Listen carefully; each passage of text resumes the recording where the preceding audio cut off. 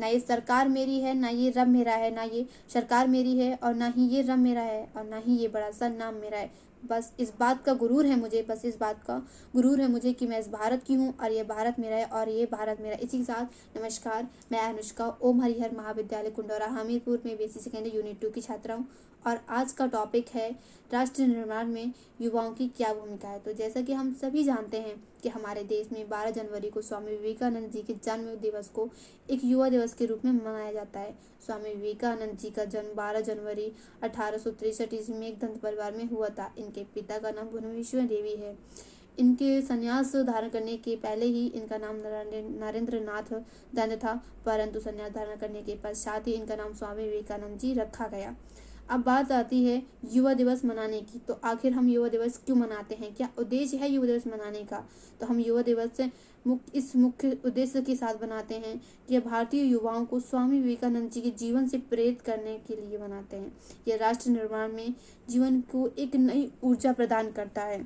जैसा हम सभी जानते हैं कि स्वामी विवेकानंद जी एक महान विचार, शिक्षाविद एवं आध्यात्मिक गुरु थे। उनका यह मानना था कि युवा ही राष्ट्र के निर्माण की वो पीढ़ी है जिससे राष्ट्र का निर्माण हो सकता है, क्योंकि उन्होंने अपने जीवन में छोटी से छोटी उम्र में ही देश के राष्ट्र के लिए कुछ ऐसे विकास किए, कुछ ऐसे अच्छे काम किए। जैसे कि हम बात करते हैं कि 1 मई सन 1897 में रामकृष्ण मिशन की स्थापना हुई और सन 1893 में शिकागो में आयोजित विश्व धर्म महासभा में भारत का प्रतिनिधित्व किया था हमारे इन स्वामी विवेकानंद जी ने। वहाँ पर उन्होंने एक बात कही हुई थी, उस पंक्ति का नाम है कि sister and brother of America. ये बात भारत विश्व के सभी युवाओं को मन से भाई थी, इसलिए उन्होंने अपने अनुभव के आधार पर ये युवाओं के देश के लिए प्रेरित करते हुए कुछ पंक्तियाँ कही थी।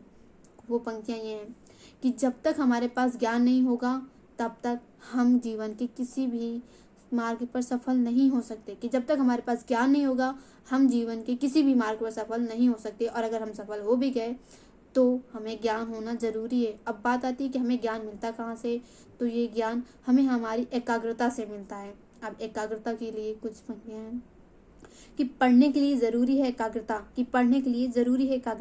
एकाग्रता के लिए ज़रूरी है ध्यान, और ध्यान से ही हम इंद्रियों पर स्वयं रखकर एकाग्रता प्राप्त कर सकते हैं। मन की एकाग्रता में ही सारा ज्ञान छिपा है। मन की शक्ति ही सूरज की किरणों की तरह होता है। जब एक ही जगह केंद्रित होती हैं तो चमक उठती हैं, कि जो हमारी सूरज की किरणें जब एक ही जगह होती है ना तो वो चमक उठती हैं, तुम्हें अंदर से बाहर की तरफ विकसित होने पर मजबूर कर देती हैं। कोई तुम्हें पढ़ा नहीं सकता, कोई तुम्हें आध्यात्मिक नहीं बना सकता है, क्योंकि तुम्हारी आत्मा के अलावा कोई गुरु नहीं है। एक विचार लो, उस विचार को अपना जीवन बना लो, उसी के बारे में सोचो, उसी के बारे में सपने देखो, उस विचार को आप पूरी तरह जियो। अपने मस्तिष्क, नसों, मांसपेशियों, शरीर के अन्य सभी अंग में उस विचार को उस तरीके से डूब जाने दो कि अन्य कोई भी विचार आपके मन में ना आ सके। अन्य सारे विचारों को आप एक किनारे छोड़ दो।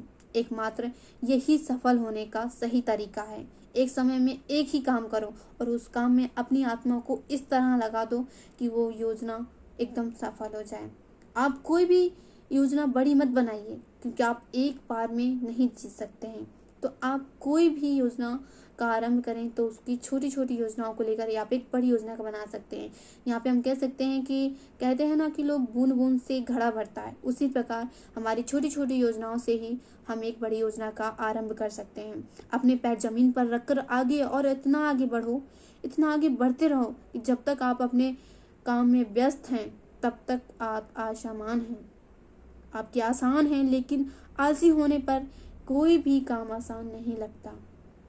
जिस काम के लिए आपने प्रतिज्ञा की है उसी समय उस काम को कर लें, क्योंकि अगर आपने वो काम उस समय नहीं किया तो मनुष्य का या युवा का इस पर से विश्वास उठ जाता है। निरंतर सीखते रहना ही जीवन और जाना ही मृत्यु है।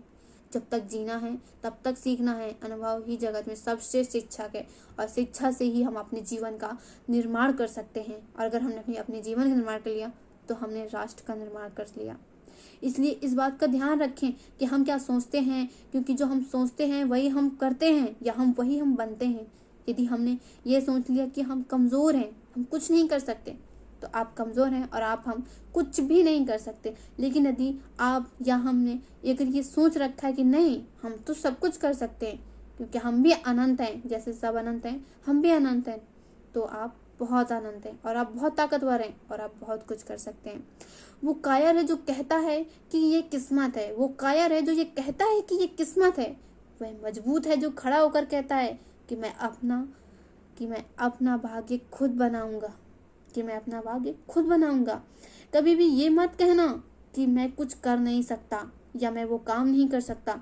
क्यों नहीं कर सकते? आप अनंत हैं, आप या हम सभी अनंत हैं, तो हम सब काम कर सकते हैं। सभी प्रकार की शक्तियां हैं हमारे अंदर, आप कुछ भी कर सकते हैं। खड़े होकर कहो और जाओ, हिम्मत करके अपनी सारी जिम्मेदारी उस काम में ले लो और ये तय करो कि अब आपको क्या। अब से आप अपनी असफलता के लिए किसी और की दोषी मत ठहराइए, ना किसी के भरोसे कोई काम करने को सोचिए। तभी तुम अपने भाग्य का निर्माण कर सकते हो और तभी तुम्हारी भविष्य उज्जवल है। जीवन का रहस्य भाग्य से नहीं, अनुभव से होता है। जीवन का रहस्य भाग्य से नहीं, अनुभव की शिक्षा से, प्राप्ति से होता है। जिस व्यक्ति के पास श्रेष्ठ विचार रहते हैं वह कभी भी अकेला नहीं होता और वह कभी भी अकेला नहीं होता। हमारे देश में नायकों की बहुत ज़रूरत है, तो नायक बनो। तुम अपना कर्तव्य करते जाओ, तुम्हारे अनुयायी खुद बढ़ जाएंगे। संभव ही सीमा जानने के लिए केवल एक ही तरीका है और वो है असंभव से भी आगे निकल जाना। अगर आप जानना चाहते हैं कि संभव की सीमा जानने के लिए क्या तरीका है, तो आप असंभव करिए। आप उस काम को इतना करिए जितना आपको पता भी नहीं है, तो आप उस आगे बहुत निकल जाएंगे और आपके लिए कुछ भी असंभव नहीं है। और ये आप, अगर ये आपके लिए संभव नहीं है, तो यही असंभव ही नई सोच प्रदान करता है। तो यही असंभव क्या करता है? एक नई सोच प्रदान करता है और यही नई सोच से एक बेहतर राष्ट्र का निर्माण हो सकता है और यही सोच से एक बेहतर राष्ट्र का निर्माण हो सकता है। और इसी के साथ धन्यवाद।